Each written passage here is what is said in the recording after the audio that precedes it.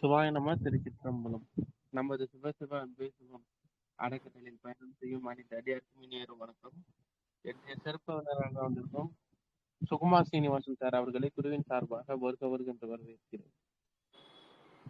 Sir topic சொல்லி start பண்ணிக்கலாம். தன்னை அறியும் ஞானம் என்ற தலைப்பு வந்து ஐயா பேச போறார். தேங்க்யூ. ரொம்ப நன்றி. எல்லோருக்கும் வணக்கம். டெலிகிராம் சேனலில் வந்து ஞான மார்க்கம் என்பதை பற்றி நான் திரு பாலகிருஷ்ணன் ஐயாவுடைய கருணையால் தொடர்ந்து பேசிக் கொண்டிருக்கின்றேன். இது வந்து அன்பர்களிடையே ஓரளவுக்கு நல்ல வரவேற்பை பெற்றிருக்கின்றது என்று சொல்லப்படுகின்றது. எல்லோருக்கும் அதற்காக நன்றியை தெரிவித்துக் கொள்கிறேன். இந்த தன்னை அறியும் ஞானம் என்பது எவ்வளவு முக்கியமானது என்பது பல பேருக்கு தெரியவில்லை. ஏனெனில் இத்தகைய கல்வி, ஞானம் என்று சொல்லப்படுகின்ற மெய் கல்வியானது நமது முன்னோர்களால், நமது ரிஷிகளால், முனிவர்களால், சித்தர்களால், ஞானிகளால் சொல்லப்பட்டிருக்கின்றது. காலம் காலமாக அவர்கள் இதை மக்களிடையே பரப்ப வேண்டும், சொல்ல வேண்டும். அவர்களை அறியாமை என்கின்ற இருளிலிருந்து வெளிச்சத்துக்கு கொண்டு வர வேண்டும் என்பதற்காக அவர்கள் பல்வேறு விதமாக முயன்று இருக்கின்றார்கள். ஆனால் அது அந்த அளவுக்கு வந்து மக்களிடையே பிரசித்தமாகவில்லை என்பது ஒரு அது விஷயம். ஆனால் அதற்கு என்ன காரணம் என்று மட்டும் தெரியவில்லை. ஏனெனில் சொல்லியவர்கள் யாருமே வந்து ஒரு சாதாரண மனிதர்களே கிடையாது. எந்த ரிஷியை எடுத்தாலும், எந்த முனிவரை எடுத்தாலும், அல்லது எந்த சித்தரை எடுத்தாலும், எந்த ஞானியை எடுத்தாலுமே அவர்கள் எல்லாம் மிகவும் பிரசித்தம் பெற்றவர்கள். இன்றும் அவருடைய பெயர் பேசப்படுகின்றது. 17 சித்தர்களை பற்றி பேசாதவர்கள் கிடையாது. தெரியும், எல்லோருக்குமே தெரியும். ஞானிகள் அவர்களை பற்றி நன்றாகவே தெரியும். எந்த ஞானி எப்பொழுது இருந்தார், என்ன எல்லாமே தெரியும். அவர் என்ன சொல்ல வந்தார் என்றும் தெரியும். அதே போல அந்த காலத்திலே ரிஷிகள் இருந்தார்கள். அது கடந்த காலம். அது அட்லீஸ்ட் இப்பொழுது நமக்கு முந்தைய ஒரு நூற்றாண்டிலே வாழ்ந்து மறைந்த ஞானிகளை பற்றி நமக்கு எல்லோருக்குமே தெரியும். திருவள்ளுவர்லேருந்து ஆரம்பித்து திருவள்ளுவர், அதற்கு பிறகு இப்பொழுது வள்ளலார், ரமணர் என்றெல்லாம் வந்து வரிசையாக ஞானிகள் வந்து கொண்டேதான் இருக்கின்றார்கள். அவர்கள் இந்த ஞானம் என்று சொல்லக்கூடிய ஒரு மெய் கல்வியை எல்லோருக்குமே கற்றுக் கொடுத்திருக்கின்றார்கள்.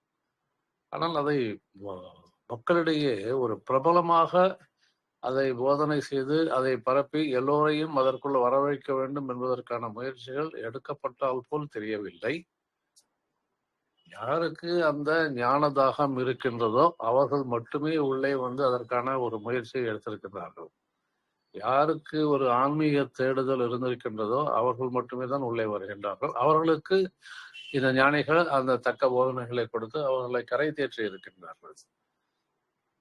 இப்பொழுது அவர்கள் இல்லாத போனாலும், அத்தகைய ஞானிகள் இப்பொழுது வள்ளலார் ஆகட்டும், ரமணர் ஆகட்டும், அவர்கள் இப்பொழுது இல்லாது போனாலும் அவர்கள் சொன்ன போதனைகள், அவர்கள் காட்டிய வழிகள், இவை எல்லாமே இன்றும் வந்து பசுமையாகவே இருக்கின்றது. அதுதான் வந்து ஒரு மிக மிக முக்கியமான விஷயம். எழுதப்பட்ட ஒரு பல்வேறு கதைகள், கவிதைகள் அழிந்து போய்விடலாம், அல்லது அந்த அளவுக்கு வந்து நினைவில் நில்லாமல் போய்விடலாம். ஆனால் ஞானிகள் கூறிய வார்த்தைகள் இப்பொழுது யார் அந்த ஆன்மீக தேடுதலோடு உள்ளே சென்று தேடுகின்றார்களோ அவர்களுக்கு அவர்கள் சொன்ன போதனைகளை படித்து உணர்ந்து அதை பின்பற்றி நடக்கும் பொழுது என்ன நடக்கின்றது என்றால் அவர்களுக்கு அந்த ஞானிகளை நேரடியாக சொல்லிக் கொடுத்தற்போல் ஒரு உணர்வை பெறுகின்றார்கள். ஏனெனில் அவர்கள் சொல்லிக் கொடுத்த மெய்க்கல்வி என்று சொல்லப்படுவதே வந்து அது வந்து ஒரு நித்தியமானது என்று சொல்லலாம். நித்தியமானது, எட்டர்னல். அதற்கு வந்து ஒரு இறப்பே கிடையாது. இப்பொழுது புத்தகத்தில் இருக்கின்றது, அப்பொழுது அவர்கள் நேரடியாக அவர்கள் போதித்தார்கள். ஆனால் இப்பொழுது புத்தகங்களில் இருக்கின்றன. இப்பொழுது புத்தகங்களிலிருந்து மாறி இப்பொழுது டிஜிட்டல் உலகத்துக்கு சென்று விட்டது. இப்பொழுது சொல்லப்போனால் அவர்கள் காட்டிய வழிகள், அவர்கள் வாழ்ந்த முறைகள், அவர்கள் சொல்லிய போதனைகள் இவைகளை எல்லாமே நாம் தேடி பிடித்து அந்த ஒரு 30-40 வருடங்களுக்கு முன்னாலே கூட அவற்றை நாம் தேடித்தான் போக வேண்டும். அவ்வாறுதான் இருந்தது. இப்பொழுது அப்படி இல்லை. ஏன்னா இப்பொழுது தொழில்நுட்பம் எந்த அளவுக்கு ஒரு செயற்கை நுண்ணறிவு என்று வந்து விட்டதோ, இப்பொழுது எதை கேட்டாலும் நீங்கள் எந்த ஞானி சொன்னதாக இருந்தாலும் கேட்டாலும் இப்பொழுது உடனே நம் கையிலே செல்லிலே வந்து விடுகின்றது. அந்த அளவுக்கு தொழில்நுட்பம் வளர்ந்து விட்டது என்பதை நாம் ஆன்மீக வழிகளிலே கண்கூடாக பார்க்கின்றோம். எதுவும் தேவையில்லை, ஒரே ஒரு பாடலை போட்டால் போதும். செத்ததும் சிவலோகமா என்று பாரதியார் பாடினார். அந்த ஒரே ஒரு வரியைத்தான் நாம் போட்டோம். உடனே அது பாடலே அப்படி முழுவதுமாக வந்து விட்டது. ஒரு நிமிடத்திற்கு குறைவான நேரத்திலே வந்து விட்டது. எவ்வளவு பெரிய ஒரு ஆச்சரியம் மட்டும் இல்ல, எவ்வளவு பெரிய உதவி என்று பாருங்க. இதை நான் தெரிந்து கொள்ள, இந்த பாடலை யார் பாடியது என்று தெரிந்து கொள்வதற்கென்றால் நான் எல்லாவற்றையும் அலச வேண்டும், ஒரு தேடுதல் இருக்க வேண்டும், அப்படித்தான் கிடைக்கும். ஆனால் இப்பொழுது அப்படி அல்ல. நீங்கள் எந்த கேள்விகள் கேட்டாலும், ஆன்மீகத்திலே கேள்விகள் கேட்டாலும், எந்த ஞானிகள் சொன்னதை கேட்டாலும் அவை உடனுக்குடன் ஒரே நிமிடம் அல்ல 2 நிமிடத்திலே உங்களுக்கு ஒரு பதிலாக வந்து விடுகின்றது. அப்பொழுது இவை எல்லாமே இந்த தொழில்நுட்ப வல்லுநர்கள் கண்டுபிடித்ததா? இந்த தொழில்நுட்ப வல்லுநர்கள் மூலமாக, அவருடைய ஆராய்ச்சியின் மூலமாக அவைகள் கண்டுபிடித்ததாக நாம் சொல்லிக் கொண்டிருக்கின்றோம். அது உண்மையிலேயே யாரு காரணகர்த்தா? ஏனெனில் இந்த உலகத்தில் நடக்கும் எல்லா காரியங்களுமே இறைவனால் நடத்தப்படுகின்ற என்ற உண்மை, மாபெரும் உண்மையை நாம் எல்லோரும் அறிந்திருக்கின்றோம், தெரிந்திருக்கின்றோம். எதுவாக இருந்தாலும் அது இறைவனுடைய, அவனன்றி அணுவும் அசையாது என்று சொல்லப்பட்ட ஒரு வாய்மொழி எப்பொழுதுமே அது உண்மையாகத்தானே இருக்கின்றது. எது அப்பொழுது தொழில்நுட்பத்திலே மனிதர்கள் நாங்கள் கண்டுபிடித்தோம் என்று சொல்லிக் கொண்டாலும் அதற்கு பின்னால் யார் இருக்கின்றார்கள் என்றால் இந்த இறைத்தன்மை தான் இருக்கின்றது. அந்த இறைத்தன்மை இருப்பதனால்தான் அந்த இறைத்தன்மையின் மூலமாக அந்த மனிதனுடைய ஒரு மனதில் புகுந்து ஒரு பொறியாக உருவெடுத்து அது ஒரு புதிய ஆராய்ச்சியாக வெளியிலே வந்து ஒரு புதிய முடிவாக வருகின்றது. செயற்கை நுண்ணறிவு என்று நாம் இப்போது கண்டுபிடித்திருக்கோம். ஆர்டிபிஷியல் இன்டெலிஜென்ஸ் என்று சொல்லுகின்றார்கள். யார் கண்டுபிடித்தது? அதற்கு உண்டான பொறி எங்கிருந்து வந்தது? கட்டாயம் மனிதனுடைய மனதிலிருந்து வருவதற்கு வாய்ப்பே கிடையாது. நாம் முதலிலே பார்த்திருக்கின்றோம், மனிதனுடைய மனம் என்பது ஒரு குறுகியது, அதற்கு தெரிந்ததெல்லாம் மிக குறுகியது, மிக மிக குறைவானது. அப்படி இருக்கும்பொழுது மனதை தாண்டி அதற்கு எவ்வாறு செல்ல வேண்டும் என்பது மனதுக்கு தெரியாது. ஒரு விஞ்ஞானி இருக்கின்றார் என்று வைத்துக் கொள்வோம். அந்த விஞ்ஞானியினுடைய மனதிலே என்ன இருக்கும் என்றால் அவர் கற்றுக்கொண்ட விஷயங்கள் மட்டும்தான் இருக்கும், அவருக்கு கிடைத்த அனுபவங்கள் இருக்கும், அவர் செய்கின்ற பரிசோதனைகள் மூலமாக வருகின்ற முடிவுகள் மனதில் இருக்கும். ஆனால் அதை தாண்டி அவரால் செல்ல முடியாமல் திகைத்துக் கொண்டிருப்பார். ஒரு நாள் அவருக்கு அந்த முடிவு கிடைக்கும். அந்த முடிவு ஒரு பெரிய ஒரு நுட்பமாக இருக்கும். சயின்ஸ் இதனால் இவ்வாறுதான் பல்வேறு விதமான புதிய விஷயங்களை கண்டுபிடித்திருக்கின்றது ஒரு சயின்டிஸ்ட் அவர் மூலமாக. ஆனால் நம்ம அதை உள்நோக்கி பார்த்தோமானால் அவர் அந்த சயின்டிஸ்ட் அவருடைய மனதிலிருந்து அந்த உண்மை கண்டுபிடிக்கப்பட்டது. மனது என்பது மிக குறையது என்பது எல்லோருக்குமே தெரியுமே. அந்த மனதில் இருக்கக்கூடிய பழைய பதிவுகள் வைத்துக் கொண்டு எதுவும் புதிதாக கண்டுபிடிக்க முடியாது. மனது ஒரு பெரிய ஸ்டோர் ஹவுஸ் ஆஃப் இன்ஃபர்மேஷன். அது கலெக்டட் ஃப்ரம் த பாஸ்ட். நாம் படித்ததிலிருந்து, அனுபவத்திலிருந்து எல்லாவற்றையும் பெற்றுக்கொண்ட விஷயங்களை மனதிலே சேகரிக்கப்பட்டு வைத்திருக்கின்றது. அப்பொழுது அந்த விஞ்ஞானி ஒரு புதிதாக ஒரு விஷயத்தை கண்டுபிடிக்கிறார் என்றால் அது எங்கிருந்து வந்தது? மனதிலிருந்து வருவதற்கு வாய்ப்பே கிடையாது. நமக்கு எல்லோருக்குமே தெரியும். ஏன்னா மனதிற்கு அந்த அளவுக்கு ஒரு முடிவு கொடுக்கக்கூடிய அறிவு கிடையாது. மனம் ஒரு வேர்ஹவுஸ், ஒரு கிடங்கு, நினைவு பதிவுகள் கொட்டி கிடக்கின்றன, அவ்வளவுதான். அறிவிலிருந்து வந்ததா? மனிதனுடைய அறிவிலிருந்து வந்ததா என்றால் அறிவும், ஒவ்வொரு மனிதனுடைய அறிவும் ஒரு குறுகிய வட்டத்தில் தான் இருக்கின்றது. அதை தாண்டி அவனுக்கு அறிவு கிடையாது. சோ மனதும் ஒரு குறுகிய வட்டம், அறிவும் ஒரு குறுகிய வட்டம். அப்பொழுது இந்த இரு குறுகிய வட்டங்களுக்குள் புதிதாக எப்படி ஒரு விஷயம் நுழைந்து அது ஒரு ஆராய்ச்சி கண்டுபிடிப்பாக வெளியிலே வெளியிடப்படுகின்றது. யோசித்து பார்த்தோம்னால் இந்த புதிய கண்டுபிடிப்புகள் எல்லாமே இறைத்தன்மையிலிருந்து வெளிப்படுத்தப்படுகின்றன. அது அந்த அந்த விஞ்ஞானிக்கு ஒரு ஒரு தீப்பொறியாக, ஒரு அறிவினுடைய ஒரு பொறியாக கிடைக்கின்றது. அதை வைத்து அவர் புதிதாக கண்டுபிடித்ததை அவர் வெளிப்படுத்துகின்றார். அவருடைய மனதிலிருந்து வரவில்லை, அவருடைய புத்தியிலிருந்து வரவில்லை, அவருடைய அகங்காரத்திலிருந்து வரவில்லை, அவருடைய சித்தத்திலிருந்து வந்தது. சித்தம் என்பது சுப்ரீம் இன்டெலிஜென்ஸ், பேரறிவு. அந்த சித்தத்திலிருந்து தான் வந்தது. அந்த சித்தத்தை நம்மால் வெகு சுலபமாக அணுகவே முடியாது. ஆனால் அது நம்முள் இருக்கின்றது. மனம் என்பது 4 பிரிவுகளாக பிரிக்கப்பட்டிருக்கின்றது அல்லவா? மனஸ், புத்தி, சித்தம், அகங்காரம் என்று 4ஆக பிரிக்கப்பட்டிருக்கின்றது. இதிலே மனஸ் என்பது தெரியும், நம்முடைய நினைவு தொகுப்புகளினுடைய ஒரு பெரிய கிடங்கு, வேரோஸ். புத்தி என்பது அறிவு, நாம் தெரிந்து வைத்திருக்கின்ற, படித்து வைத்திருக்கின்ற, சொல்லிக் கொடுக்கப்பட்ட, சொல்லப்போனால் கடன் வாங்கப்பட்ட அறிவு. ஏனெனில் நமது அறிவு என்பது மற்றவர்களிடமிருந்து கடன் வாங்கப்பட்டது இல்லையா? அப்படித்தானே? புத்தகத்திலிருந்து கடன் வாங்கிவிட்டோம், ஆசிரியர்களிடம் அவர் சொல்லிக் கொடுத்தால் அதை நாம் கடன் வாங்கி கொண்டோம், வெளியிலே மற்றவர்கள் சொன்னார்கள், புத்தகங்களிலே படித்தோம், அதை கடன் வாங்கி கொண்டோம். அப்பொழுது நாம் ஒவ்வொருவரும் சேர்த்து வைத்திருக்கின்ற அறிவு என்பது எல்லாமே கடன் வாங்கப்பட்ட அறிவு தான். என்னுடைய சுய அறிவே கிடையாது இல்லையா? கடன் வாங்கப்பட்ட அறிவு. அந்த கடன் வாங்கப்பட்ட அறிவை வைத்துக் கொண்டுதான் நான் படித்தவன் என்று ஒரு ஆணவத்தோடு நடந்து கொண்டிருக்கின்றான். ஒரே வித்தியாசம் என்னவென்றால், ஒருவர் அதிகமாக படித்திருப்பார், மற்றவர் குறைவாக படித்திருப்பார், எல்லாமே. ஆனால் இவரும் கடன் வாங்கினார், அவரும் கடன் வாங்கினார். சுய அறிவு என்பது எது? தானாக தனக்குள்ளே இருந்து உதிக்கின்ற அறிவு தான் சுய அறிவு. அது யாருக்குமே அந்த அளவுக்கு உதிப்பது கிடையாது.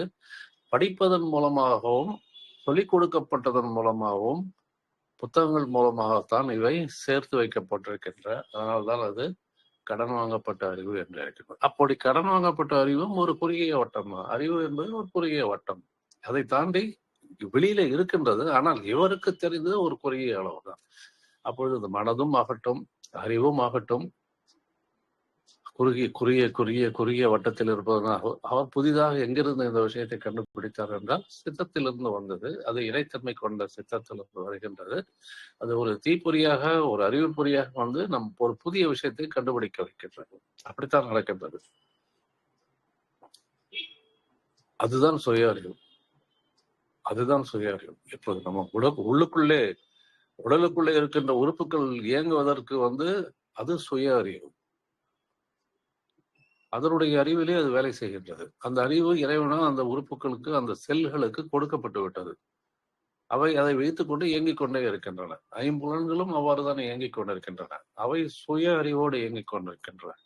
நம்முடைய அறிவு அது நம்மிடம் கடன் வாங்கவில்லை. என்னிடம் அது என்னுடைய 5 புலன் கடன் வாங்கவில்லை. அது தானாகவே இயங்குகின்றது. அது என்ன செய்ய வேண்டுமோ அதை கரெக்டாக செய்து கொண்டு இருக்கின்றது. அது சுய அறிவு. உடல் உறுப்புகள் சுய அறிவோடு விளங்குகின்றன. ஆனால் நான் என்னுடைய சுய அறிவில் நான் இயங்கவில்லை. நான் மற்றவர்களிடமிருந்தும் புத்தகங்களிலிருந்தும் சேகரித்து வைக்கப்பட்ட, கடன் வாங்கப்பட்ட அறிவை வைத்துக் கொண்டுதான் இந்த உலகத்திலே நான் வாழ்ந்து கொண்டிருக்கின்றேன். அப்போ நாம் எல்லோருமே செகண்ட் ஹேண்ட் தானே? நாம் எல்லோருமே second hand. First hand knowledge என்பது யார் முதலிலே ஒன்றை கண்டுபிடிக்கின்றாரோ அவர் ஒன்றால் சொல்லலாம். ஒரு டெலிபோனை கண்டுபிடித்தார், அவருக்கு முதலாக அவர் சுய அறிவோடு கண்டுபிடித்தார். ஆனால் அந்த சுய அறிவும் இறைவன் தான் கொடுத்தான், அது ஒரு வேறு விஷயம். ஆனால் உலகத்துக்கு அவர் தான் முதலிலே வெளிப்படுத்தினார். அப்போ அது வந்து முதல் அறிவு என்று சொல்லலாம், கடன் வாங்கப்பட்ட அறிவு இல்லை என்று சொல்லலாம். ஆனால் மற்றவர்கள் நாம் படிப்பது, தெரிந்து கொண்டது எல்லாமே மற்றவர்களிடம் வந்து கடன் வாங்கப்பட்டது. ஏன் இதற்கு இவ்வளவு விவரமாக சொல்லுகிறேன் என்றால், மனிதர்கள் ஒவ்வொருவரும் தன்னுடைய தன்முனைப்பு என்று சொல்லப்படுகின்ற ஈகோ, அகங்காரம், அந்த அகங்காரம் தான் இன்றைக்கு உலகத்தை தவறான பாதையிலே வழி நடத்தி கொண்டிருக்கின்றது. உலகம் in the sense மக்கள், வாழ்க்கை முறை, சமுதாயம், இவை நடத்தி கொண்டிருப்பதற்கு காரணமே என்ன? ஒவ்வொருவரும் தனக்குண்டான ஒரு அகங்காரத்தோடு. அகங்காரம் என்றால் கெட்டது கிடையாது, நான் என்று சொல்லப்படுகின்ற ஒரு தன்முனைப்பு. அதிலே நான் தான் சொல்வது சரி என்று சொல்லப்படுகின்ற விஷயம். அதற்காகத்தான் அந்த தன்முனைப்பு இருக்கின்றது. நான் மற்றவர்களை விட உயர்ந்தவன், மற்றவர்களை விட படித்தவன், எனக்கு உண்மையில் அவ்வாறு இருக்காது. ஆனால் நான் நினைத்துக் கொள்கின்றேன், நான் சொல்வதுதான் சரியானது, மற்றவர்கள் சொல்வது தவறானது. இந்த உலகமே கிட்டத்தட்ட என்ன நினைக்கின்றார்கள்? தன்முனைப்பு என்று சொல்லக்கூடிய ஈகோ இருக்கின்றவர்கள், அகங்காரம் இருக்கின்றவர்கள் என்ன நினைக்கின்றார்கள் என்றால், இந்த உலகமே அவருடைய கற்பனையிலே இந்த உலகமே 2 தீவுகளாக இருக்கின்றது. ஒன்று நான் இருக்கின்ற தீவு, மற்றது மற்ற முட்டாள்கள் இருக்கின்ற தீவு. அப்படித்தான் நாம் ஒவ்வொருவரும் நினைத்துக் கொண்டிருக்கின்றோம். எனக்கு தெரியும், நாம் சொல்வதுதான் சரி, அதை தவிர அது சரியானது கிடையாது, மற்றவர்கள் எல்லோருமே முட்டாள்கள். அப்போ அவர்களை எல்லாம் அந்த தீவில் தள்ளிவிட்டீர்கள், நான் மட்டும் இந்த தீவில் இருந்தவன நான் தான் அப்படி என்று சொல்லுது. அதாவது அந்த அளவுக்கு கற்பனையிலே, அப்படி உண்மையில் கிடையாது. ஆனால் அப்படிதான் நம்முடைய நடத்தை அவ்வாறு அது மாதிரி செய்ய வைக்கிறது. மற்றவர்களை ஏளனமாகவும் குறைத்து மதிப்பீடு செய்வதாகவும் இவ்வாறு செய்வதிலே ஒவ்வொரு மனிதனுமே சிறந்து விளங்குகின்றான். மற்றவர்களை குறை காண்பிப்பதே அவனுடைய ஒரு பழக்கமாகிவிட்டது. மற்றவர்களோடு ஒத்துப்போவதில்லை என்பது, பிளவோடு தான் பேசுவது, பிளவுகளோடு தான் செயல்படுவது என்பது அவனுக்கு வழக்கமாகிவிட்டது. ஒத்துப்போவதே இல்லை. ஆனால் வள்ளுவர் சொல்வார், ஒத்தது அறிவான் உயிர் வாழ்வான் என்று. எது ஒற்றுமையோடு இருக்கின்றதோ அதை அறிந்தவன் உயிர் வாழ்வதாக அவர் சொல்லுகின்றார். ஒத்தது அறிவான் உயிர் வாழ்வான். ஒத்தது என்றால் இரண்டும் ஒன்று போல் இருப்பது. அது வேறு ஒரு ஞான அர்த்தத்திலே வருவோம். ஆனால் அதையே இங்கே நாம் பயன்படுத்திக் கொள்ளலாம். ஒத்தது நானும் நீயும் ஒன்று என்று ஒத்துப்போகின்ற மனப்பான்மையோடு நாம் இருந்தோமானால் நாம் உண்மையிலே உயிர் வாழக்கூடிய தகுதி பெற்றவர்கள் என்று அவர் சொல்லுகின்றார். அதுதான் இந்த ஆன்மநேய ஒருமைப்பாடு என்று சொல்லப்படுகிறது. நானும் மற்ற உயிர்களும் எல்லாம் ஒன்றுதான் என்று சொல்லக்கூடிய அதுதான் ஆன்மநேய ஒருமைப்பாடு. அதையேதான் அங்கே ஒருமைப்பாடு என்று வள்ளலார் சொல்கின்றார், ஒத்தது என்று திருவள்ளுவர் சொல்கின்றார். அப்பொழுது அவர்கள் முக்கியத்துவம் கொடுத்தது என்னவென்றால், நான் வேறு நீ வேறு என்று அந்த ஒரு பிளவே கிடையாது. இந்த உலகத்திலே படைக்கப்பட்ட உயிர்கள் அனைத்துமே ஒன்றோடு ஒன்று இணைக்கப்பட்டிருக்கின்றன என்பது மற்றொரு பெரிய ஒரு மாபெரும் உண்மை ஞானத்திலே தான் சொல்லப்படுகின்றது. ஞானத்தில் மட்டும்தான் அந்த உண்மை சொல்லப்படுகின்றது. நாம் எல்லோருமே மண்ணிலே இருக்கின்ற புழுவிலிருந்து வானத்திலே இருக்கின்ற நட்சத்திரம் வரை, பூமியிலே இருக்கின்ற மரங்களாகட்டும் விலங்குகளாகட்டும் மனிதர்கள் எல்லோருமே ஒரே வகையிலே ஏதோ ஒரு வகையிலே இணைக்கப்பட்டிருக்கின்றன என்று சொல்லுகின்றார்கள். அதுதான் ஞானம். அது எவ்வாறு என்று கேட்டோம்னா ஒரு சிறிய உதாரணம் சொல்லுவார்கள். அப்போ மண்ணால் ஒரு பாத்திரங்கள் வரிசையாக அடுக்கி வைக்கப்பட்டிருக்கின்றன என்றால் அந்த பாத்திரத்திற்குள்ளே என்ன இருக்கின்றது? மண்பாண்டங்கள் வரிசையாக வைக்கப்பட்டிருக்கின்றன. அந்த பாத்திரங்களுக்குள்ளே என்ன இருக்கின்றது? வெளி ஸ்பேஸ், வெளி இருக்கின்றது. அந்த ஒரு பாத்திரத்தில் இருக்கக்கூடிய வெளியும் மற்றொரு பாத்திரத்தில் இருக்கக்கூடிய வெளியும் ஒன்றுதான், வித்தியாசமே கிடையாது. ஆனா இரண்டையும் ஒன்று கலக்காமல் தடுத்து கொண்டிருப்பது என்பது அந்த பாத்திரத்தினுடைய ஓடுகள். அவைதான் தடுத்து கொண்டிருக்கிறாங்க. அந்த ஓடுகளை எடுத்துவிட்டால் எல்லாம் ஒன்றுதான். அப்படித்தான் நாம் இருக்கின்றோம். வெளி, அந்த ஸ்பேஸ் என்று சொல்லப்போனால் ஒவ்வொரு மனிதனுடைய உடலிலும் அதிகமாக இருக்கும் ஆக்கிரமிப்பு செய்து கொண்டிருக்கும் ஒரு ஜடப்பொருளா அல்லது காலி இடமா, எம்டி ஸ்பேஸ் என்று கேட்டால் உண்மையிலேயே ஆச்சரியமாக இருக்கும். அவர்கள் என்ன கண்டுபிடித்திருக்கார்கள்? உடலிலே 99% காலி இடம்தான் இருக்கின்றது. உள்ளே உறுப்புகள் இருக்கின்றன என்றாலும் பார்த்திருக்கோம். ஆனால் நீங்கள் அடிப்படையிலே ஆழ்ந்து உள்ளே சென்று போய் பார்த்தோமானால், இது விஞ்ஞானிகள் சொன்னது, உள்ளுக்குள்ளே காலி இடம்தான் 99% இருக்கின்றது. அது எவ்வாறு என்று பார்த்தோமானால், அணுக்கள், அதை அடிப்படை துகள்களான அணுக்களை எடுத்தால் அணுக்களுக்குள்ளே அந்த ஜடப்பொருள் இருப்பது 1% தான். மற்ற 99% அணுக்களுக்குள்ளே காலி இடம் தான் இருக்கின்றது என்று சொல்லுகின்றார். அப்பொழுது அந்த மனித உடல்களாகட்டும், விலங்குகளாகட்டும், இல்லை செடி கொடிகளாகட்டும், எதுவாக இருந்தாலும் சரி, எல்லாமே வந்து உள்ளுக்குள்ளே எல்லாமே காலி இடத்தைத்தான் வைத்துக் கொண்டிருக்கின்றன. ஸ்பேஸ், வெளி என்று சொல்லப்படுகின்ற வெளி, அதை வைத்துக் கொண்டிருக்கின்றன. அவற்றை தடுத்து கொண்டிருப்பது என்னுடைய உடம்பு என்று சொல்லுகின்ற ஓடு, அந்த பாத்திரத்தினுடைய ஓடு, அல்லது அந்த மரத்தினுடைய ஒரு வெளிப்பாகம், அதுதானே தடுத்து கொண்டிருக்கின்றது. அதை எடுத்து விட்டால் உள்ளே வெளிதான் இருக்கிறது. அது இப்ப எல்லா வெளிகளும் வந்து கலந்து விட்டால் என்ன ஆகும்? எங்குமே வெளியாகத்தான் இருக்கும். அதைத்தான் அவர்கள் சொல்லுகின்றார்கள். எவ்வாறு நாம் இணைக்கப்பட்டிருக்கின்றோம்? இங்கே தரையிலே விளைகின்ற புல்லுக்கும் ஆகட்டும், ஆகாயத்தில் இருக்கின்ற நட்சத்திரமாகட்டும், இவை இணைக்கப்பட்டிருக்கின்றன, எல்லாமே இணைக்கப்பட்டிருக்கின்றன என்று சொல்லும் பொழுது எவ்வாறு நடக்கின்றதுனால் இவ்வாறுதான் வெளியின் மூலமாக நாம் இணைக்கப்பட்டிருக்கின்றோம். நாமே வெளிதான், மனிதனே ஒரு வெளிதான். இதைத்தான் குவாண்டம் பிசிக்ஸ் சொல்லுகின்றது. புதிதாக இப்பொழுது இருக்கும் கண்டுபிடித்திருக்கும் குவாண்டம் பிசிக்ஸில் என்ன சொல்லுகின்றது, என்ன சொல்லுகின்றார்கள்? ஒரு ஜடப்பொருள் என்பது ஜடப்பொருளாக அல்ல, அது ஒரே நேரத்திலே ஜடப்பொருளாகவும் இருக்குது, அல்லது அலைகள் வடிவிலும் இருக்கின்றது, வேவ் ஃபார்ம். ஒரு ஜடப்பொருள் ஒரே நேரத்திலே ஜடப்பொருளாகவும் இருக்கின்றது, அதே நேரத்திலே அலைகளாகவும் இருக்கின்றது என்பதுதான் குவாண்டம் பிசிக்ஸோட அடிப்படை. அது கண்டுபிடிக்கப்பட்டு விட்டது. அப்பொழுது நாம் எல்லாம் ஜடப்பொருளா என்று யோசித்தோம்னா இல்லை, நாமும் வந்து ஒரு வேவ் ஃபார்ம் தான். என்னுடைய உருவத்துக்கு பதிலாக என உருவத்தினுடைய அளவுக்கு அலைகள் இருக்கின்றன. அவைதான் இந்த சக்தி அலைகள், அவ்வாறுதான் இருக்கின்றன. சோ அப்பொழுது நாம் அந்த அந்த உண்மை, ஞானத்திலே சொல்லப்பட்ட உண்மை என்னவென்றால், நாம் எல்லோரும் இணைக்கப்பட்டிருக்கின்றோம் என்பது இதன் மூலமாக ஒரு ஒரு என்ன சொல்லலாம், நிரூபணமாகிவிட்டது. It is proved.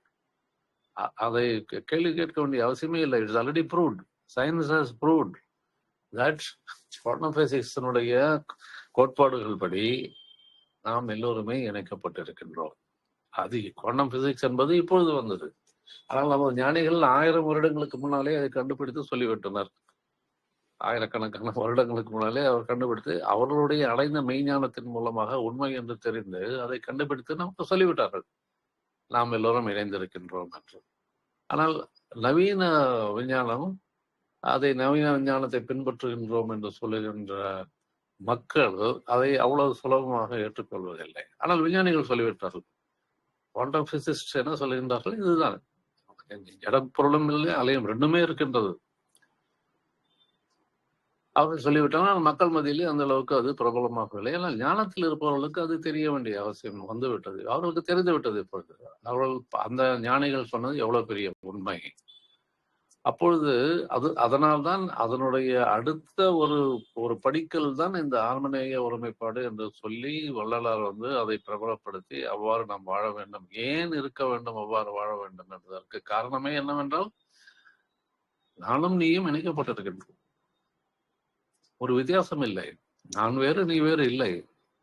எனக்கு என்ன இன்பம் நேர்கின்றது அது உனக்கும், எனக்கு என்ன துன்பம் நேர்கின்றது உனக்கும், உனக்கு என்ன துன்பம் நேர்கின்றது அது எனக்கும். அப்படித்தான். அதுதானே ஒருமைப்பாடு, அதுதானே ஆன்மநேய ஒருமைப்பாடு. அதைத்தான் அவர் வலியுறுத்தி சொன்னார். மற்றவருடைய துன்பத்தை உன்னுடைய துன்பத்தை போல பாவித்து அதை நிவர்த்தி செய்வதுதான் ஜீவகாருண்யம் என்று சொன்னார். ஜீவகாருண்யம் என்பது அதுதானே. அதனால்தானே அவர் வந்து அதற்கு முக்கியத்துவம் கொடுத்து என்ன சொன்னார்? ஜீவகாருண்யம் தான் மோட்சத்தின் திறவுகோல் என்று சொன்னார். மோட்சத்தின் திறவுகோல். The heavens will open up. எப்போ? நீங்கள் வந்து ஜீவகாருண்யத்தோடு வாழ்ந்தால். அந்த ஜீவகாருண்யம் என்பது இருவகைப்பட்டது.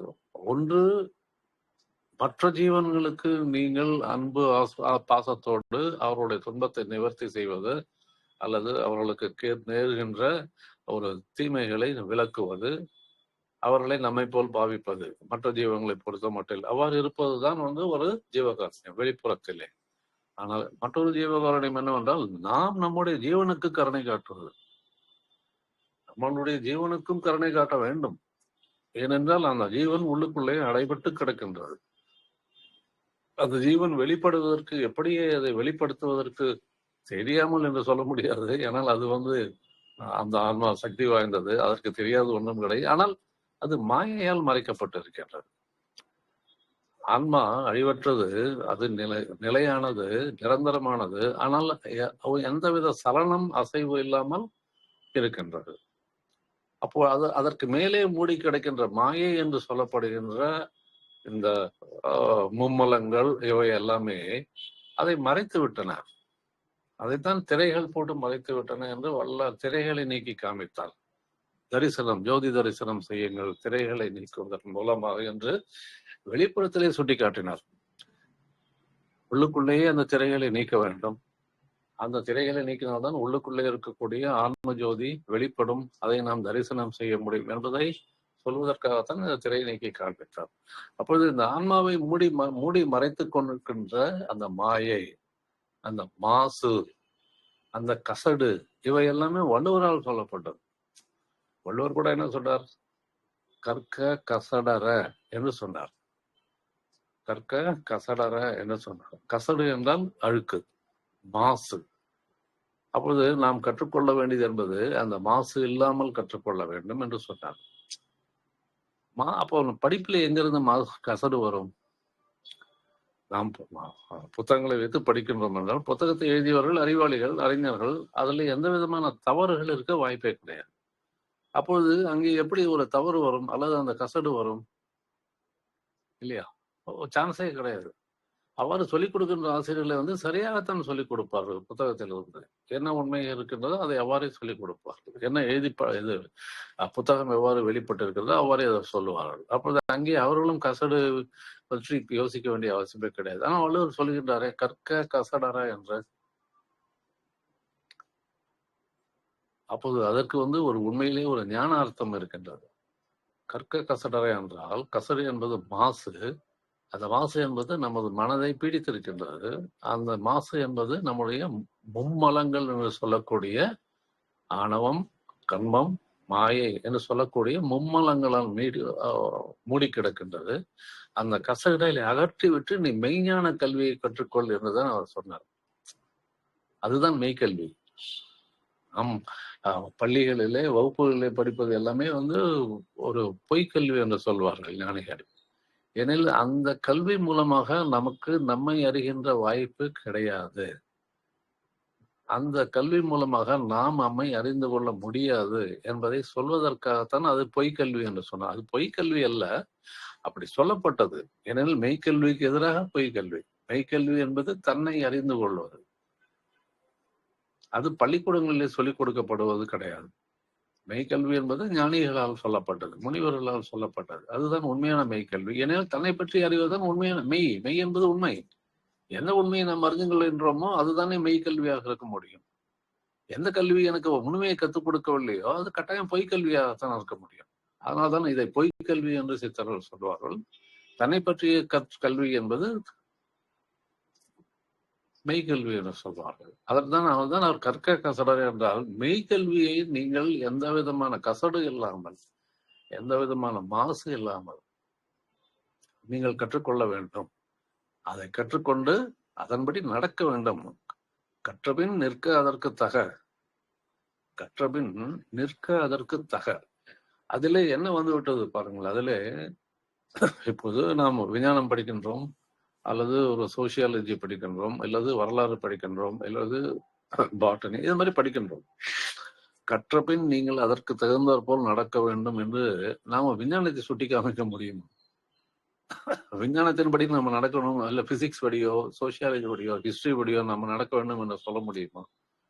அப்பொழுது நீங்கள் கற்றதன்படி நடக்க வேண்டும் என்றால் அவர்கள் வேறு ஏதோ ஒரு கல்வியை சொல்லுகின்றார்கள் என்பதுதான் அந்த குரலில் இருந்து வெளிப்படுகின்றது. அதை நாம் தெரிந்து கொள்ள வேண்டும்.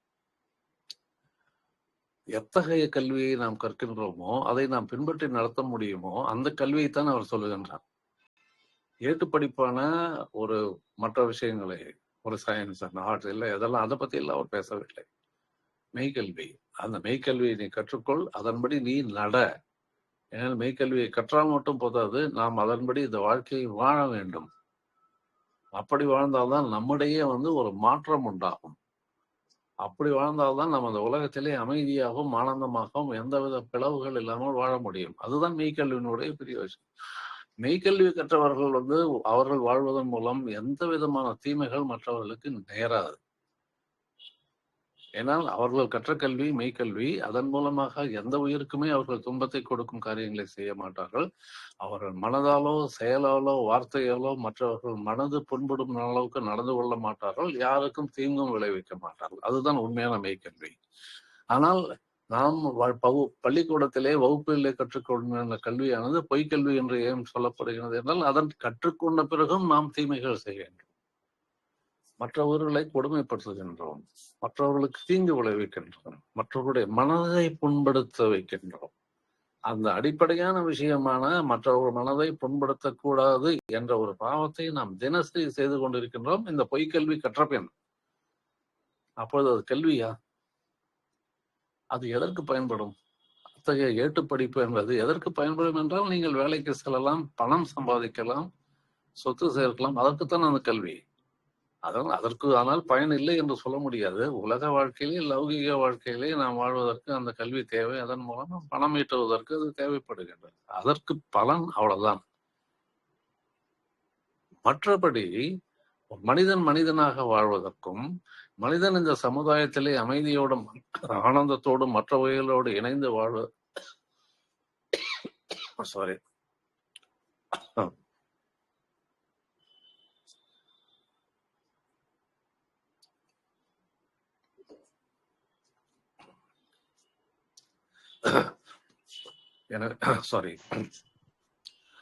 மற்ற உயிர்களோடு இணைந்து வாழ்வதற்கும் இந்த கல்வி பயன்படுவதில்லை.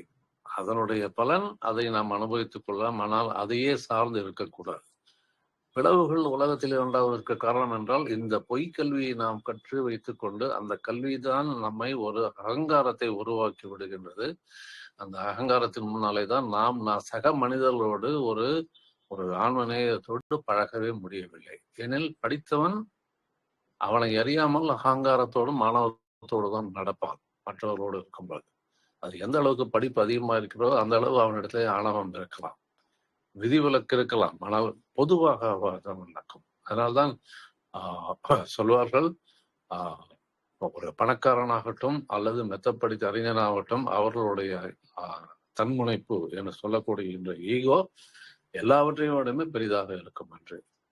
ஒரு பணக்காரனுக்கும் தான் சேர்த்து வைத்திருக்கின்ற செல்வத்தின் மூலமாக அவனுடைய ஈகோ ஒரு மலையளவு இருக்கும். அதை கட்டுப்படுத்தவே முடியாது. சொல்லப்போனால் ஞானிகள் என்ன சொல்வார்கள் என்றால், அது அவனை அறியாமலே, ஒரு பணக்காரனுக்கு அவனுடைய ஈகோ அவனை அறியாமலே வளர்ந்து விடும் என்று சொல்வார்கள். அதனால்தான் பைபிளிலே ஜீசஸ் கூட என்ன சொல்வார், ஒரு ஊசி முனை காதுக்குள்ளே ஒரு ஒட்டகம் நுழைந்தாலும் நுழையுமே தவிர ஒரு பணக்காரனால் தேவனுடைய சாம்ராஜ்யத்தை அடைய முடியாது என்று சொல்வார். ஒரு பணக்காரனால் தேவனுடைய சாம்ராஜ்யம் என்று அவர்கள் சொல்வது நாம் சொல்லுகின்ற முக்தி நிலை. ஓகே, சோ அப்போ அவர் என்ன சொல்லுகின்றார், ஒரு பணக்காரனால் அடைய எல்லாருமே கோவித்துக் கொள்வார்களே, என்ன நாங்கள் பணக்காரெல்லாம் போக முடியாதா, முக்தி அடைய முடியாதா, நான் நல்லது செய்கின்றேன், துண்டு செய்கின்றேன், தானம் செய்கின்றேன், என்னால் போக முடியாது. ஏனெனில் நான் செய்கின்ற காரியங்கள்லாம் ஒரு தன்முனைப்போடு தான் இருக்கும். அவங்களால் அந்த பணத்தினால் விளைகின்ற அந்த ஈகோ என்பதை கட்டுப்படுத்தவே முடியாது. ஏனெனில் அந்த அளவு அவன் பற்று வைத்திருக்கின்றான் பணத்தின் மேல. அது அவனை அறியாமல் அவனுடைய ஈகோவை வளர்த்து விடும். அதனாலே அவனுடைய பேச்சு, நடைமுறை, பாவனை, அணுகுமுறை எல்லாமே ஒரு ஆணவத்தோடு தான் இருக்கும். ஞானத்திலே ஆணவம் என்பது இருக்க வேண்டிய பர்சன்டேஜ் 0. பணிவுடையன் என்று சொல்லனாதல் அதுவல்ல அநேகம் மற்ற பிற என்று வள்ளுவர் சொல்வார். பணிவோடு இருக்க வேண்டும், அவன்தான் அந்த உயரிய நிலைக்கு செல்வான். அதனால்தான் இதே ஜீசஸ் என்ன சொன்னார், தாழ்த்தப்பட்டவர்கள் பாக்கியவான்கள், அவர்கள் தேவனுடைய சாம்ராஜ்யத்தை அடைவார்கள் என்று பைபிளில் மற்றொரு இடத்திலே ஒரு வசனம் சொல்லப்படுகின்றது. தாழ்த்தப்பட்டவர்கள் என்று தவறாக அதை மொழிபெயர்த்து விட்டார்கள். உண்மையிலே ஆங்கிலத்திலே மீக் என்று சொல்லப்பட்டிருக்கும். மீக் ஆர் த ஃபார்ச்சுனேட் அப்படி என்று சொல்லப்படும். மீக் என்றால் ஒரு வெகுளி, ஒரு ஆணவம் இல்லாதவன், பணிவுடைவன், அதுதான் மீக் என்று சொல்லப்படும். அப்பொழுது அத்தகைய மனிதன் தான் முக்தி அடைவான் என்று பைபிளிலும் சொல்லுகின்றது. அப்பொழுது அந்த ஆணவத்திற்கு எந்த அளவுக்கு ஒரு கடைசி நிலை கொடுக்கப்பட்டிருக்கின்றது, அது இருக்கவே கூடாது, அது 0 லெவலில் இருக்க வேண்டும். அதனால்தான் பணக்காரனால் சென்று சேர முடியாது என்று அவர் சொன்னார். அதேதான் சொல்லுவார், ஒரே உரையிலே இரு கத்திகள் இருக்க முடியாது என்று இன்னொரு இடத்துல வசனம் சொன்னார். ஒரு உரையிலே இரு கத்திகள் இருக்க முடியாது. ஒரு உரையிலே இரு கத்திகள் இருந்தா என்னவாகும் என்றால் அவை ஒன்றுக்கொன்று உரசி கொண்டு மழுங்கி போய்விடும். ஒரு ஓமையாக சொல்லுவார். ஆனால் அதற்கு உண்மையான அர்த்தம் என்னவென்றால், ஒன்று நீ பணத்தின் மேல் மதிப்பு வைத்திரு, இல்லது என் மேல் நீ பக்தி வைத்திரு என்று அதுதான் அர்த்தம். பக்தியும் பணமும் இணைந்து போகாது என்று சொல்வதற்காகத்தான் அவ்வாறு அந்த வசனம் சொல்லப்பட்டது. ஒரு உரையிலே இரு கத்திகள் இருக்க முடியாது. இவ்வாறாக இந்த கல்வி என்பது பொய்க்கல்வி என்று ஏன் சொல்கின்றோம் என்றால், அது நம்முடைய ஆணவத்தை தான் வளர்க்குமே. பணம் ஈட்டுவதற்கு உண்டான வழியை கொடுக்கும், அது இல்லை என்று சொல்லவில்லை. ஆனால் அது ஆணவத்தை அதிகமாக வளர்த்துவிடும். ஆணவம் என்பது ஒரு டெட் அகைன்ஸ்ட் ஞானம். ஞானத்திலே நான் இல்லை என்ற ஒரு பணிவோடு யார் இருக்கின்றனோ அவன்தான் உண்மையான ஞானத்திலே ஞான மார்க்கத்திலே பயணம் செய்வதற்கு உண்டான தகுதி பெற்றவர்கள் அவர்கள்தான். தன்னுடைய ஈகோவை சுத்தமாக தொலைத்தவர்கள் தான் ஞான மார்க்கத்திலே பயணம் செய்ய முடியும். அண்ட் அல்டிமேட்லி நீங்கள் அந்த நிலையை, முக்தி நிலையை சென்று அடைய முடியும். அவ்வாறு சென்று அடைய முடியும். அப்பொழுது ஆணவம் இல்லாமல் இருக்க வேண்டும் என்றால் நம்மிடத்திலே பணமும் இருக்கக்கூடாது என்று இல்லை. உங்களிடத்தில் பணம் இருந்தாலும் அது ஒரு லிமிட்டட் யூஸ். எனக்கு தேவைப்பட்ட அளவுக்கு என்ன வேணும் அவ்வளவுதான். அதை தவிர ஏன்னா பணம் சேர்ப்பதற்கு உண்டான வழியில் எல்லாமே ஒரு நேரடியான ஒரு தர்மமான வழியில வருவதற்கு வாய்ப்புகள் மிக மிக கம்மி. அது எப்பொழுதுமே மற்றவர்களுடைய ஒரு உழைப்பினாலோ அல்லது மற்றவர்கள் கொடுக்கப்படுகின்ற மற்றவர்களால் தான் உண்டாகின்றது. எனக்கு சேர்கின்ற பணம் மற்றவர்களால் தான் உண்டாகின்றது. நானே சம்பாதிக்கின்றேன். அவர் எவ்வளவு பெரிய ஒரு தொழிற்சாலை அதிபதியா இருந்தாலும் அவர் ஆயிரக்கணக்கான தொழிலாளர்கள் செய்கின்ற உழைப்பில் தான் அவருக்கு அந்த பொருள் சேர்கிறது. இவர் தனியாக செய்ய முடியுமா? தனி மனிதனாக இருந்து அவர் செய்ய முடியுமா? அப்போது பணத்தினுடைய இருப்பிடமே மற்றவர்களுடைய உழைப்பினால் தான் நமக்கு சேருகின்றது என்ற உண்மையை அவர்கள் தெரிந்து கொண்டால் அந்த ஆணவத்திற்கு இடமே இருக்காது. அந்த ஆணவத்திற்கு இடமே இருக்காது. எனவே மெய்க்கல்வி என்பது ஒரு மனிதனுக்கு ஏன் அந்த அளவுக்கு தேவை என்பதை திருவள்ளுவரே சொல்லிவிட்டார். அதெல்லாம் சொன்னார். அங்கேயும் சொன்னார். கற்க கசடர் என்ன சொன்னார், இன்னொரு இடத்துல என்ன சொல்லியிருந்தார், மனத்துக்கண் மாசிலனாதல், அதை விட அறம் எதுவுமே கிடையாது என்று சொல்லுங்க. மனதுக்கண் மாசு, அங்கேயும் மாசு வருகின்றது பாருங்கள். மனத்துக்கண் மாசிலன், அதன் மாசு இல்லாமல் இருக்க வேண்டும். அது மாசு நாம் பேசிய மும்மலங்கள் தான். அப்படி இருந்தால்தான் அது அறம். அதை விட அறம் வேறு எதுவுமே கிடையாது. அப்பொழுது மனம் எந்த அளவுக்கு தூய்மையாக இருக்க வேண்டும் என்பதைத்தான் அவர்கள் திருவள்ளுவர் உறுதிப்படுத்துகின்றார். அதனால்தான் சொன்னார், மற்றொரு என்ன சொன்னார், மனத்துக்கண் இல்ல சாரி மனமது செம்மையானால் மந்திரம் ஜபிக்க வேண்டாம். மனம் செம்மையாகிவிட்டால், செம்மை எந்தவித கசடு இல்லாதது மனம் செம்மை. அப்போது அந்த மனம் அந்த அளவுக்கு செம்மையாகிவிட்டால் மந்திரமே சொல்ல, ஏன்னா மந்திரம் சொல்வதன் மூலமாக நாம் முக்தி நிலை அடையலாம் என்று பக்தி மார்க்கத்திலே சொல்லப்படுகின்றார். அதற்காகத்தான் அவர்கள் அந்த அளவுக்கு மந்திரத்திற்கு முக்கியத்துவம் கொடுத்து பூஜை புனஸ்காரம் என்று அதற்கு முக்கியத்துவம் கொடுத்து இருப்பார்கள். அங்கே மந்திரம் சொல்வது என்பது ஒரு உயர்ந்த ஆன்மீக பயணமாக கருதப்படுகிறது. ஆனால் இங்கே சுலபமாக சொல்லிவிட்டார் ஞானி, நீ மனம் செம்மையானால் நீ மந்திரமே சொல்ல வேண்டாம் என்று, மந்திரம் ஜபிக்க வேண்டாம் என்று சொல்லிவிட்டார் அல்லவா? அப்பொழுது அல்டிமேட்லி நாம் முக்தி நிலையை அடைவதற்கு ஞானத்திலே சொல்லப்படுகின்ற வழிகள் எல்லாமே எங்கே சேருகின்றது என்றால் மனதை அழிக்க வேண்டும். ஏனென்றால் மனம்தான் ஆணவத்தினுடைய இருப்பிடம். ஆணவம் எங்கே உள்ளே உட்கார்ந்து அமர்ந்து கொண்டு ஆட்சி செய்கின்றது என்றால் அது மனதின் மூலமாக. அத்தகைய ஆணவம் அமர்ந்திருக்கக்கூடிய மனதை யார் தெரிந்து கொண்டு அந்த மனம் நான் அல்ல, நான் வேறு, என்னுடைய மனது வேறு என்ற உண்மையை தெரிந்து கொண்டவர்கள் ஞான மார்க்கத்திலே மேலே செல்லக்கூடிய வாய்ப்பு இருக்கின்றன.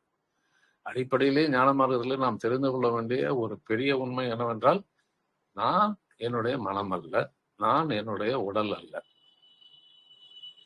இரண்டுமே இல்லை என்றால் நாம் எதை சொல்லலாம்? ஆன்மா என்று சொல்லலாமா? அதுவும் தெரியாது.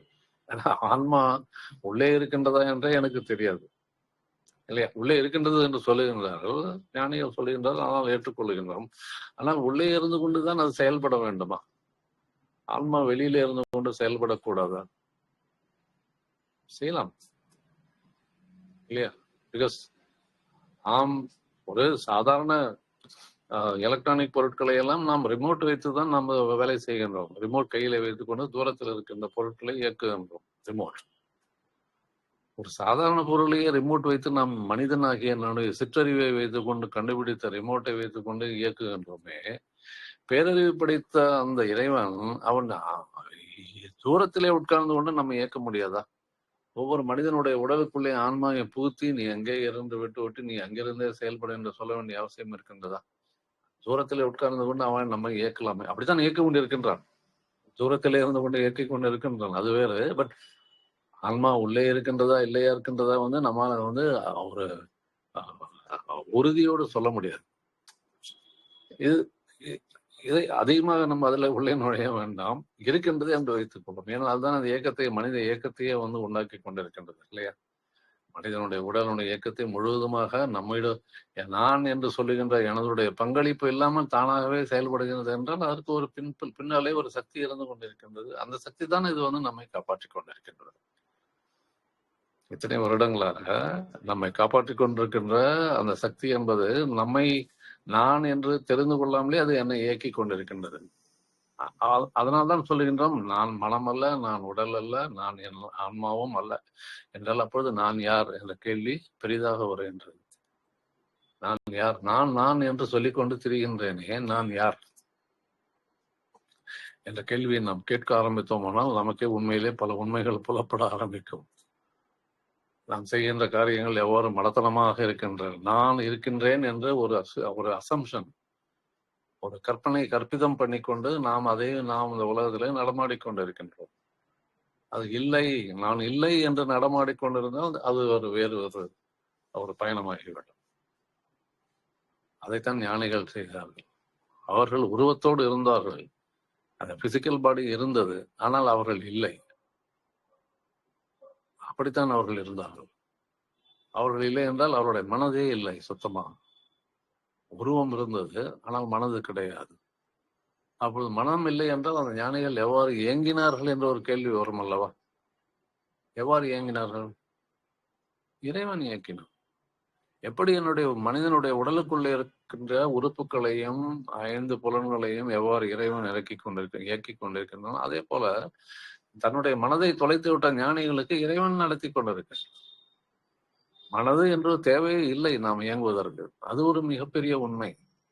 ஆனால் சாதாரண மனிதர்கள் என்ன நினைத்துக் கொண்டிருக்கின்றால், மனம் தேவை, மனம் இல்லாவிட்டால் நாம் எவ்வாறு இருப்பது, இவர்கள் என்ன சொல்லுகின்றார்கள் என்று நம்மை கேலி செய்ய ஆரம்பித்து விடுறாங்க. அவ்வாறு இல்ல, மனமே தேவையில்லை என்பதுதான் மிகப்பெரிய உண்மை. அப்பொழுது நம்முடைய சித்தம், நம்மை ஆட்டுவிக்கின்ற அந்த இறைத்தன்மை நம்மை நடத்தும், வழி நடத்தும். நம்முடைய ஒரு லௌகீக வாழ்க்கையிலே நம்முடைய இயக்கங்கள் எல்லாமே தானாகவே நடைபெற வைக்கும். நமக்கு சரியான வழியை காண்பிக்கும். என்ன செய்ய வேண்டுமோ அதை தர்மத்தோடு செய்ய வைக்கும். அதனால் எந்த வகையிலுமே நம் மனதில் இல்லாவிட்டால் நாம் எவ்வாறு வாழ்வோம், எவ்வாறு இயங்குவோம் என்ற எந்தவித பயமுமே ஞான மார்க்கத்தில் இருக்கக்கூடிய ஆன்மீக சாதனைகளுக்கு வர வேண்டிய அவசியமே கிடையாது. இறைவன் நடத்துவான். நம்முடைய வேலை என்னவென்றால் நம்முடைய மனதை தொலைக்க வேண்டும். இதில் மனம்தான் தலைக்கல். மனம்தான் இறைவனை தரிசிக்க முடியாமல் நடுவிலே அமர்ந்திருக்கின்ற நந்தி என்ற உண்மையை தெரிந்து கொண்ட பிறகு அந்த மனதை தொலைப்பதுதான் ஞான மார்க்கத்திலே இருக்கக்கூடிய ஆன்மீக சாதனைகளுக்கு செய்ய வேண்டிய முக்கியமான பணி. அதை தொலைப்பதற்கு நாம் தெரிந்து கொள்ள வேண்டும். அது எவ்வாறு இருக்கின்றது, அதை எவ்வாறு தொலைப்பது என்பதை அதைத்தான் ஞானிகள் வழி காண்பித்திருக்கின்றனர். அந்த வழிகளை பின்பற்றினாலே நாம் அதை தொலைத்து விடலாம். எனவே ஆன்மீக உலகிலே, அதாவது ஞான மார்க்கத்திலே நாம் முன்னேறி சென்று இறுதியான முக்தி நிலையை, இறுதியான என்று சொல்வதை விட ஒரு சரியான வார்த்தை என்னவென்றால், நாம் உயிரோடு இருக்கும் பொழுதே நமக்குள் இருக்கக்கூடிய முக்தி நிலையை அடையாளம் கண்டு கொள்ள வேண்டும். உயிருடன் இருக்கும் பொழுதே கண்டுகொள்ள வேண்டும். அதுதான் மறுபிறப்பு என்று சொல்லப்படுகின்றது. உயிருடன் இருக்கும் பொழுதே நாம் மறுபடியும் பிறக்க வேண்டும் இந்த பிறவியிலேயே. அதனால்தான் நம்மை மறுபிறப்பாளன் என்று சொல்வார்கள் சித்தர்கள். அந்த மறுபிறப்பு என்பது நாம் இறப்பதற்கு முன்னாலே அடைய வேண்டும். அதுதான் முக்தி நிலை. அதனாலதான் என்ன சொல்றாங்க, இறப்பதற்கு முன் முக்தியை அடைந்து விடு. டை பிஃபோர் டெத் என்று சொல்வார்கள். Tie before death. அந்த டெத் என்பது ஒரு பிசிக்கல் பாடி அழியக்கூடிய மரணம், சாதாரண மரணம் இல்லவா, அதுதான் டெத். ஆனால் டை பிஃபோர் டெத்னா அந்த மரணம் வருவதற்கு முன்னால் நீ ஒரு தடவை இங்கே மரணித்து விடு. உன்னுடைய மனதை தொலைத்து விட்டால் நீ இப்பொழுது இறந்து விடுகின்றாய். உன்னுடைய மனதை நீ தொலைத்து விட்டால் நீ இறந்து விடுகின்றாய். நீ மறுபடியும் பிறந்து விடுகின்றாய். பிறகு உன்னுடைய வாழ்க்கை மறுபடியும் இந்த பிறவியிலே தொடரும். அந்த நீ முக்தி நிலையை நீ அடைந்து விடலாம் என்று சொல்லுகின்றார்கள். சோ அத்தகைய முக்தி நிலையை, நமக்குள்ளே இருக்கின்ற முக்தி நிலையை நாம் அடையாளம் கண்டுகொண்டு அதை அடைவதற்கு, இறப்பதற்கு முன் அடைவதற்கு எல்லா விதமான புரிதல் வேண்டும். முயற்சிகள் தேவையில்லை, புரிதல் வேண்டும். அந்த புரிதலை பெற்று அந்த புரிதலின்படி நாம் வாழ்க்கையை நடத்தினோமானால் நமக்கு அது சொந்தமாகும்.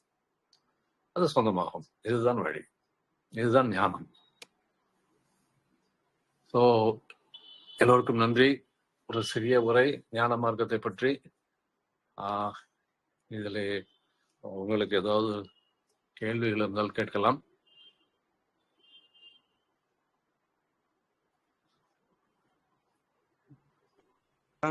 டவுட் இருந்தா டவுட் கேட்கலாம். சங்கீதா இருக்கீங்களா? சங்கீதா இருக்காங்க, சுகந்தி, கண்ணன். சுகந்தி இருக்கீங்களா? கண்ணன், சிவகுமார், ககாபாய். கேக்குதுங்களா? கேக்குது சார், கேக்குது. சரி சரி. இல்ல மியூட்ல போட்டிருக்காங்க, அதனால அவங்க யாரும் பேசலன்னு நினைக்கிறேன்.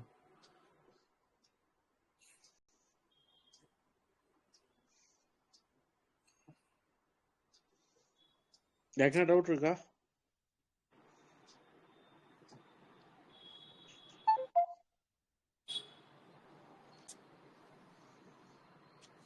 யாருக்கும் டவுட் இல்லைன்னு நினைக்கிறேன் சார். ஆக்சுவலா நல்லா இருந்தது கிளாஸ். அப்படியா? சரி சரி. உங்களுக்கு எதுவும் கேட்கணுமா? இல்ல, எனக்கு தெரிஞ்ச எதுவும் இல்ல. சரி சரி சரி. Very good. ரொம்ப சந்தோஷம். அடுத்த சந்திக்கலாம். Thank you very much.